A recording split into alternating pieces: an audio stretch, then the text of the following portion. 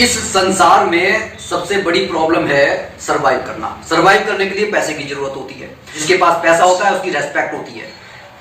लोग पैसे की ही इज्जत करते हैं। ये सब कई बार कहने की बातें हो जाती हैं कि भैया आप कितना आपके पास ज्ञान है। गुरु द्रोणाचार्य के पास कितना ज्ञान था, शस्त्रधारी थे, धनुर्धारी थे, लेकिन उन्हें भी पैसा कमाना पड़ा अपने परिवार को पालने के लिए।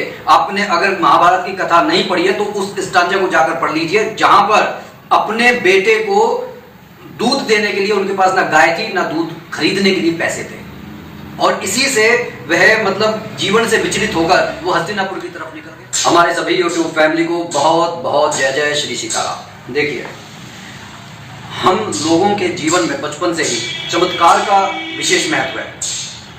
जो चमत्कार की फिल्में आती हैं जिसमें छोटी छोटी तितलियां इंसानों का रूप धारण कर लेती हैं, या फिर सोचा और पैसों की बारिश होने लगती है, या फिर भगवान जी का नाम लिया, भगवान जी प्रकट हो गए, बोला कि बता बेटा क्या चाहिए, और हमने कह दिया कि भाई हमारे को ये चाहिए। जो छोटे छोटे बच्चे होते हैं उन्हें कई बार कहते हैं कि भाई हमें इन तस्वीरों में भगवान जीते जागते नजर आते हैं।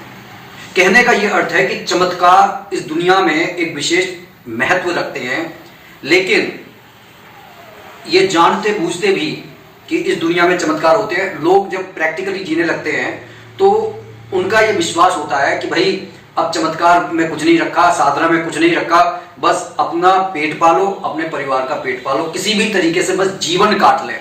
और जहां पर जीवन काटने की बात आ जाती है, क्यों आ जाती है? क्योंकि देखिए, इस संसार में सबसे बड़ी प्रॉब्लम है सरवाइव करना। सरवाइव करने के लिए पैसे की जरूरत होती है। पैसा कमाने के लिए आदमी खूब मेहनत करता है। किसी किसी को तो कोई अपने काम को बढ़ाना चाहता है तो बैंक के पास जाता है, लोन ले लेता है। लेकिन आपने नोटिस किया होगा, जिसके पास खूब जो धनाढ्य व्यक्ति है उसे तो लोन भी आराम से मिल जाएगा, और वो अगर डकार भी ना ले, उनका पैसा हड़प कर बैठ जाए, तब भी कोई उसका कुछ नहीं बिगाड़ता। लेकिन एक मध्यम वर्गीय या जो थोड़ा गरीब है, वह व्यक्ति अगर लोन लेने के लिए जाता है, पहली बात तो उसे लोन मिलता नहीं है। दूसरा, अगर लोन मिल भी जाता है तो उसके ऊपर इतने इंस्ट्रक्शंस लगा दिए जाते हैं कि वो ये सोचता है कि यार मैंने लोन लिया है क्यों। तो सबसे बड़ी जरूरत है इस जीवन में पैसा। जिसके पास पैसा होता है उसकी रेस्पेक्ट होती है। लोग पैसे की ही इज्जत करते हैं। ये सब कई बार कहने की बातें हो जाती हैं कि भैया आप कितना आपके पास ज्ञान है। गुरु द्रोणाचार्य के पास कितना ज्ञान था, शस्त्रधारी थे, धनुर्धारी थे, लेकिन उन्हें भी पैसा कमाना पड़ा अपने परिवार को पालने के लिए। आपने अगर महाभारत की कथा नहीं पढ़ी है तो उस स्टांजा को जाकर पढ़ लीजिए, जहां पर अपने बेटे को दूध देने के लिए उनके पास ना गाय थी ना दूध खरीदने के लिए पैसे थे, और इसी से वह जीवन से विचलित होकर वो हस्तिनापुर की तरफ निकल गए। और वहां पर फिर आपको मालूम ही है कि पांडवों के वह गुरु बने, कौरवों के भी गुरु बने। तो आज मैं एक छोटी सी साधना बता रहा हूं। अगर आप इस साधना को भी नहीं कर सकते हो, आप समझ लीजिए कि जीवन में कल्याण नहीं हो सकता। ये साधना ऐसी है क्योंकि देखिए, हमारे जीवन में संकट मिटाने के लिए दो बहुत चर्चित नाम है। एक संकट मोचन हनुमान जी और एक संकट मोचन श्री गणेश जी। तो ये गणेश भगवान की जो छोटी सी उपासना मैं आपके लिए बता रहा हूं, जिसे रात्रि में करना है। करने से पहले आपको क्या कर लेना है, ताकि आप की सिर्फ पैसों की ही तंगी दूर ना हो, जीवन में कोई भी कैसी भी मुश्किल है वो आपकी दूर हो जाए, आपका जीवन में डेली चमत्कार घटित होने लगे। इस तरीके की एक छोटी सी साधना आपको बताने के लिए जा रहा हूं। करना आपको है, प्रयत्न आपको करना है, प्रयास आपको करना है समस्या से, क्योंकि आप गिरे हुए हैं। और इतना आप ध्यान रखिए कि संसार में किसी के सामने जब हम अपनी व्यथा को कहते हैं, हो सकता है कि आपका दिल इतना पवित्र हो कि कोई आपके पास आकर अपनी समस्या का कहे तो आपका दिल बाग बाग फूट पड़े, रो पड़े, आप उसको सिंपैथी दें। लेकिन जब आपको जरूरत पड़ती है कि कोई सहानुभूति के दो शब्द कह दे, तब आपकी मजाक उड़ाई जाती है। तो सबसे अच्छा यह है कि इस दुनिया में उस परम पिता परमात्मा के सामने अपनी व्यथा को कह दिया जाए, जो उसका सॉल्यूशन भी निकालेगा। करने के लिए आपको जो कलावा जो हाथ में बांधते हैं, ये थोड़ा लंबा, कम से कम इतना बड़ा लंबा ले लें, क्योंकि 21 दिन की साधना है। आप इस कलावे को, अच्छा ये साधना शुक्रवार से शुरू करनी है।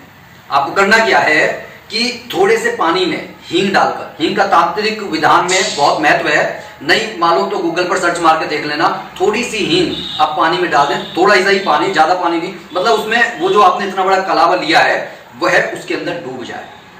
उसे एक रात में या दिन तक उसे डूबा रहने दीजिए, बाद में उसे अच्छी तरीके से धूप में सुखा लीजिए।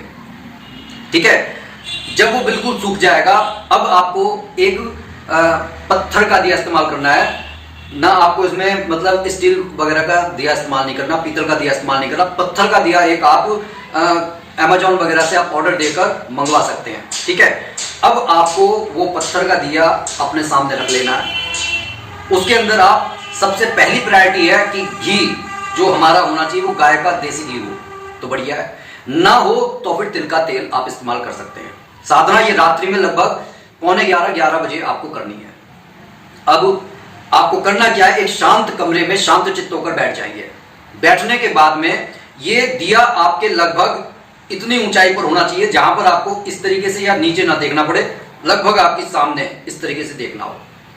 ठीक है, अब ये जो आपका जो हींग वाला जो कलावा है, इसका ये बाती के रूप में इस्तेमाल करना है। अब आपने वह दिया प्रज्वलित कर लिया। प्रज्वलित करने के बाद में जो आपकी समस्या है उसे आप क्लियरिटी के साथ में दिमाग में सोचेंगे, लेकिन आपका ध्यान आपके मूलाधार चक्र में होगा, जिस मूलाधार चक्र के देवता गणेश भगवान है। आपको मालूम होगा जिन्होंने गणेश भगवान को सिद्ध कर लिया, मैं उच्चिष्ट गणेश जी की बात नहीं कर रहा हूं, ये उच्चिष्ट गणेश की पूजा नहीं है, लेकिन जिसने गणेश भगवान को सिद्ध कर लिया उसके रिद्धि सिद्धि सुख समृद्धि सब अपने आप आने लगता है, क्योंकि मूलाधार एक आधार है, मजबूत है। मैंने कई बार कहा है, सभी कहते हैं कि इमारत की अगर बेस कमजोर है तो इमारत आप कितनी भी बड़ी बना लीजिए वह कभी भी ढह ढा सकती है, लेकिन अगर बेस मजबूत हो गया तो समझ लीजिए कि बारे न्यारे हो गए। तो आप यहां पर गणेश जी के बीज मंत्र का उच्चारण करेंगे, जो मूलाधार मंत्र चक्र का जो मंत्र है लम। आप उस दीप को देख रहे हैं और वो जो लम जो उन फूलों से घिरा हुआ है, 6 फूलों से, और लाल है और बीच में गोल्डन कलर से लाल लम लिखा हुआ है। नहीं जानते तो गूगल पर जाकर सर्च मारिए, बिल्कुल वैसा ही आपके दिलो दिमाग में जो यहां पर प्रकट होना चाहिए। कहां से प्रकट होना चाहिए? आपके जहां मूलाधार चक्र है बेस में, वहां से आप जब लम का उच्चारण करेंगे तो आप देखेंगे कि इन सर्दियों में भी पूजा करने पर आप पसीने से सराबोर हो जाएंगे। 15-20 आधा घंटे जितना देर आप बैठ सकते हैं बैठिए। आपको डेली ये उस जगह पर ये दिया रखना है जहां पर 21 दिन तक कोई अभी से छेड़े ना। सिर्फ आपको क्या करना है, जैसे ही आपकी आंखें भारी होने लगे आप उठिए और ये मानते हुए कि अब भगवान के हाथों में आपने बीड़ा दे दिया है, अब वो हमारी समस्या का समाधान कर देंगे। जाइए और रिलैक्स होकर सो जाइए। अगले दिन फिर आप उसी समय पर इस प्रक्रिया को करेंगे। ये इतना सरल सा दिखाई देने वाला उपाय आपके जीवन में इतने बड़े परिवर्तन लेकर आ सकता है कि आप जब इस प्रक्रिया से गुजरेंगे तो आपको खुद एहसास होगा। एहसास तो पहले ही दिन हो जाएगा जब आप लम लम लम, आपको अपने आप एहसास होगा कि कुछ आपके नाभि से नीचे से ऊपर की तरफ जा रहा है। तो इस छोटी सी प्रक्रिया को कीजिए और यहां पर जब आप ध्यान केंद्रित करेंगे वो लम के साथ में, और उस दिए को आप लगातार देख रहे हैं और क्लियर है वो समस्या। देखिए, अगर एक ही समस्या पर आप ध्यान को फोकस करेंगे तो 100% वो समस्या आपके जीवन से दूर हो जाएगी। सुख समृद्धि के रास्ते आपके लिए ओपन हो जाएंगे।